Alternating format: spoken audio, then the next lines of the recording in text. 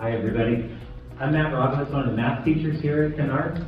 And first, thank you very much for coming. We were all incredibly impressed at the turnout already, so this is fantastic. Thanks very much. You might be thinking it's a little bit of an unusual pairing, math, world language, and music together, but we all have a little bit different placement needs, and we're going to give you a little bit more information on those kind of as we go.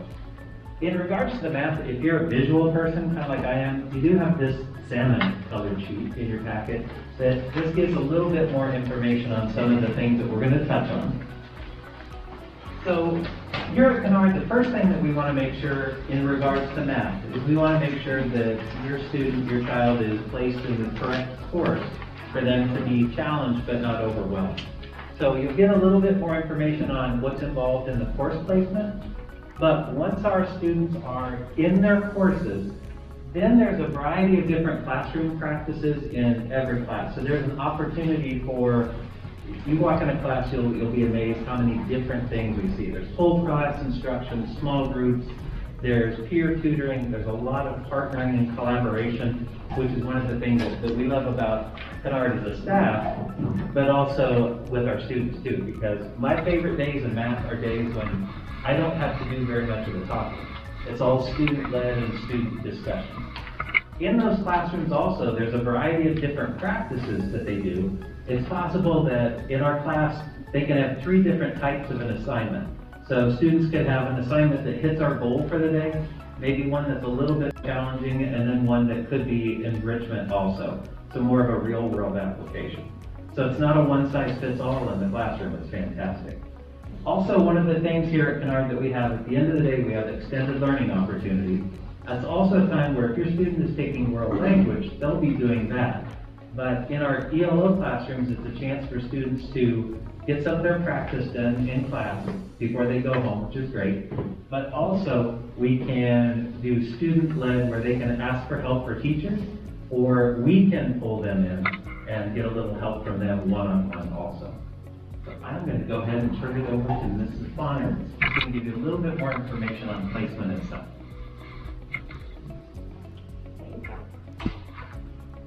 Welcome. So I'm going to talk to you a little bit about math placement. I want to start off with, hopefully this will move, what our goals are with math placement. So you'll see in just a minute that we offer a variety of different math classes, and our goals in placing students in the proper math class is to make sure that they're successful. And we're not just considering 6th grade. We're looking all the way through their high school courses. We're responsible for laying the foundation for them to be successful throughout their high school math career. So we really want to get them in the right course that is developmentally appropriate for where they are. So we want to maximize their chances for success. We want to make sure that they have the prerequisite skills, and we want to make sure that they're challenged, but not overwhelmed. So when we're doing all of that, we have some different options.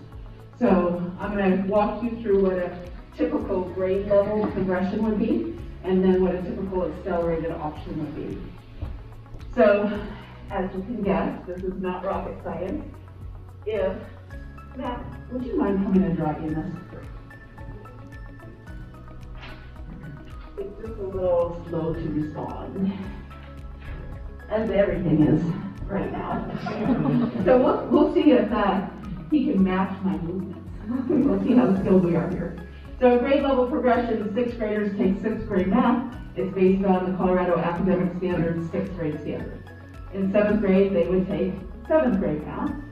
And in 8th grade, you got it, they would take 8th grade math. So this is anywhere between 65 to 75% of our students follow that grade level progression. And as Matt said in the very beginning, we do things within those classes to make sure students are challenged and supported if necessary. We also have some accelerated options. So one of our options in 6th grade is Math 7-8. These are 6th grade only students in a class that is 7th grade standards and about half of the 8th grade standards. If a student successfully finishes that course, then in 8th grade, they would move into algebra. So algebra, as you may remember, is typically a 9th grade class, but we do have seventh graders taking algebra. Again, these are the students that are developmentally ready for that level of challenge. They finish algebra successfully in seventh grade. Then they have a couple of options in eighth grade. Most students would move on to geometry, and at that point it's an every other day class.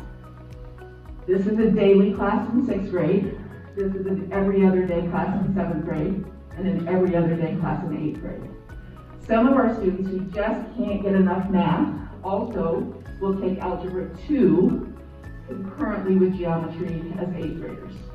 So at that point, we have 3 years of high school credits completed before they go to high school. So that's our kind of our super accelerated option. But we know that students don't progress at a linear rate, right? There's so much change going on for them developmentally, socially, emotionally. So sometimes we start off on this path and we end up having to make some changes along the way. Sometimes we start off on this path and we make some changes along the way. So for example, if we start off grade level in seventh grade, we also offer this math 7-8 option. So that's an option for students who are ready to go a little bit quicker. And then in eighth grade, they can take algebra. This algebra class is a daily algebra class, as opposed to this one that was every other day. So I hope you're getting the feel that we have a lot of different options, again with the goal of making sure that students are developmentally challenged, supported, and we want to ensure their success in high school.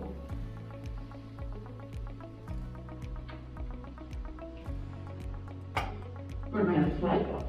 There it is. So when we're determining placement, these are the things that we consider.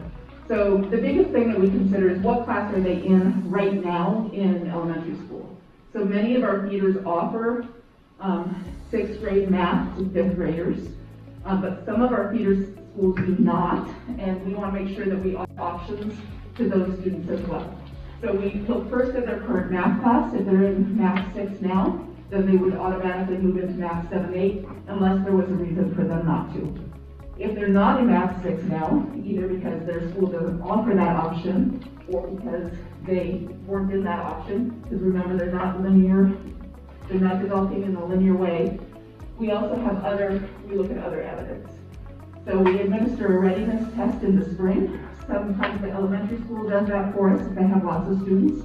Sometimes we have students come here to take that readiness test. We also look at maps, the measures of academic progress. We talk to their teachers, and we look at their prior performance in classes. So as we get to that process, that starts in late April, early May. As we get to that process, if you have any questions about math placement, feel free to contact us. I can answer those questions. I think our math teachers can answer those questions. Mr. Muret is our math department leader. He can answer those questions for you as well. Thanks for being here. I'm going to pass this over to Mr. Wheeler. And I'm going to go ahead, because I'm the choir drama teacher, I'm a loud guy. So I'm going to go ahead and take advantage of that kind of thing and say, my name is Scott Wheeler. I'm the choir and drama teacher here at Kinard, and have been here since we opened this building some time ago, and back when I had hair. So it's been a long time since I've been around here. I wanted to let you know about some of the differences about music and what it looks like in a core knowledge school, as well as here at Kinard. So here at Kinard, we do things a little bit differently. In a typical middle school, kids will usually take about a quarter of a music class, or they can take an elective of taking some kind of a music course, like an instrument or being able to sing in a choir. At Kinard, music is considered an academic course, so all kids take music, because when kids ask why it is that we do that, they'll say, well, trust me, music is going to be a part of your life every day of your life for the rest of your life. It is a part of who you are. When you're creating music, listening to music, involved with music, music is a part of who we are. Plus, kids don't have to make a choice. Do I want to do art, or do I want to do health, or do I want to do music? That's actually all baked into it, and so you get to be a part of all of those. So as your kiddos are trying to decide what it is that they might want to do as they come to Kinard, kids here at Kinard take 2 full years of music. And we have found the best way to do music is to just do music. Learning music through a book is great. Listening to CDs are fine. But sometimes when you can get an instrument in your hand, you can just go out and sing. That's the best way that we found that you can really understand what music is and how it fits in your life. Now, when kids come here to Kinard, you can take a look here. There is a placement packet here. It's a registration packet that looks like this. And on page 10 and 11, it tells you a little bit about what music is. So kids have a choice about where it is that they would like to go. So the first choice they decide is, do I want to sing or do I want to play an instrument? If they want to sing, they sign up with me. They just go ahead and sign up with choir. That's really pretty straightforward. If they're interested in taking an instrument, now it's kind of deciding what kind of instrument they want to take.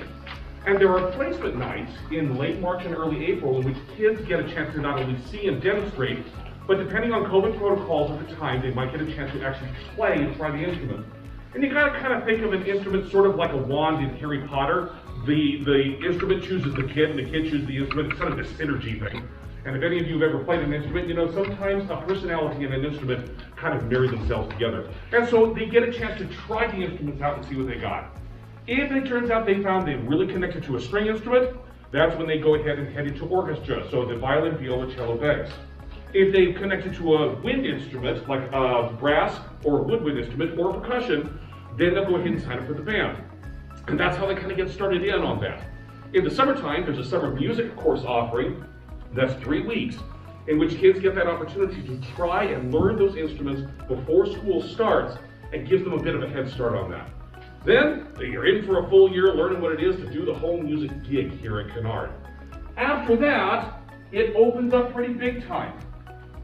In here, there we go. So basically, they started in 6th grade at the beginning, band, orchestra, choir. When they go into 7th grade, things start to blossom up. Kids can go into an intermediate level choir or orchestra as they go there.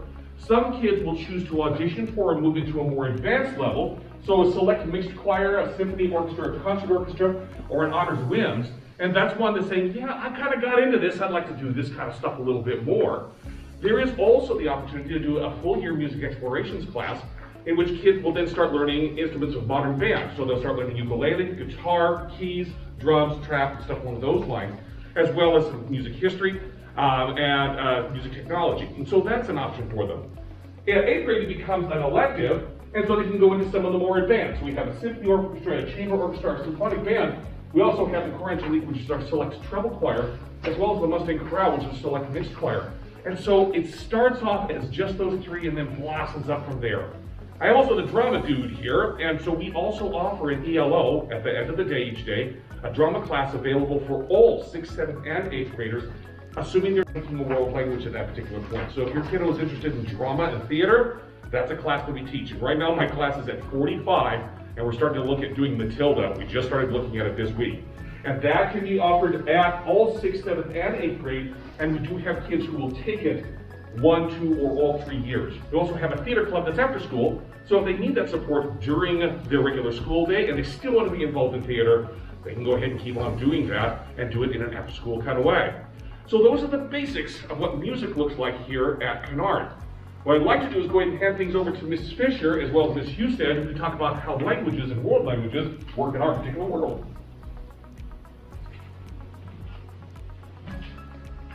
Bonsoir et bienvenue. Good evening and welcome. My name is Mary Beth Fisher and I am the French teacher here at Kinard. And this is Leslie Husted, and she is one of our 3 Spanish teachers here at Kinard.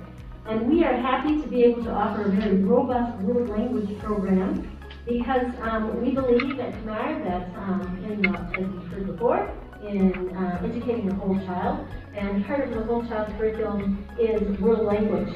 Now, all students in 7th and 8th grade here at Kinard take a world language, either French or Spanish. But we're thrilled to be able to also offer world language to students in 6th grade who choose to take it. And we're able to do that because we offer it at the end of the day during that ELO time. And for 4 days a week during ELO, they would come to world language. And 1 day a week, they would have a regular ELO to get that support from teachers. So since it is during that ELO time at the end of the day, we look for students who are academically self-reliant and who are able to give up some of that ELO time to take world language, because in 6th grade it is a full year class, it is the same curriculum they would learn in 7th grade, and it gives them a bit of a jump start on world language, because the earlier we can get them teaching them world language, the better. We teach them to listen, speak, read, and write in the language. So like I said, it's a full year course. And Ms. Husted is going to talk to you about course sequencing, depending on whether your child decides to take world language beginning in 6th grade or beginning in 7th grade. Okay. All right, the course sequence, it gets easier and easier as you hear it from math to choir or to music and then to world language. So as Mrs. Fisher mentioned, most students start out taking French or Spanish level 1A in 7th grade. We'll start right there in 7th grade. And then they'll go on, if they successfully finish 1A, they'll go on and take Spanish or French 1B in 8th grade. By the end of that time, if they successfully completed 1B, then they will get high school credit for level 1 of their world language. And that means that during their 6th grade year, they will have their extended learning opportunity or their ELO for the whole year. Okay? That's what most students choose. Now, if your students are interested in taking world language as a 6th grader, we're so excited that we can offer that here. So they would take level 1A as a 6th grader after being accepted into the program through application. And then they would take level 1B in 7th grade. They'll have their high school credit for level 1 at that point. And then, what I think is super exciting is that they can take level 2 here as 8th graders. So they'll have high school credit for level 1 and high school credit for level 2 of their world language. And they'll start with level 3 as a 9th grader or a freshman in high school. So if your student is interested, definitely look at the application in the packet, but I'm going to let Mrs. Fisher explain the application process.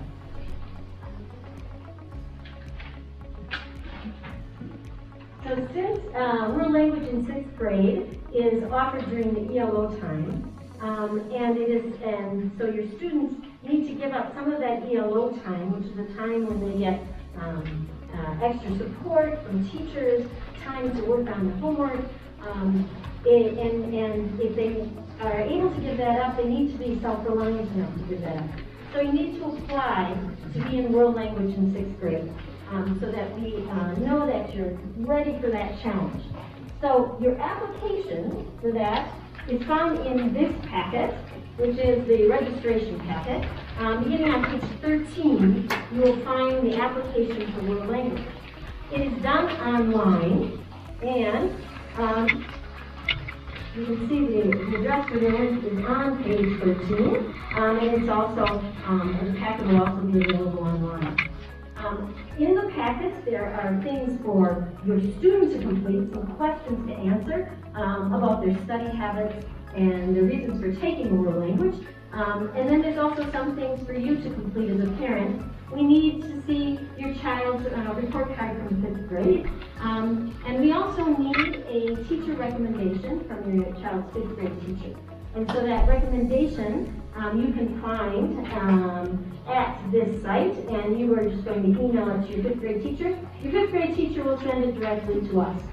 And we will look over those things. We'll also look at test scores for students in both English and math, because we want them to be solid in those subjects too, and not needing that extra support they would get in ELO.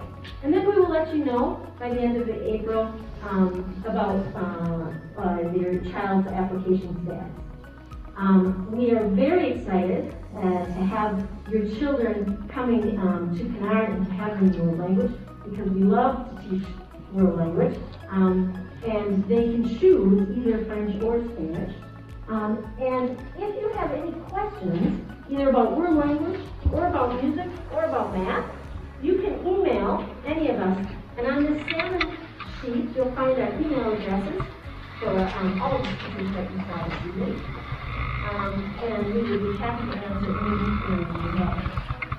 We're thrilled that you came tonight. We really appreciate that you braved the snow and the cold. You are true Coloradoans, or you've adapted very well to Colorado. And we look forward to seeing and having your children with us next year. So thank you very much. As a group, you are now going to the packet material.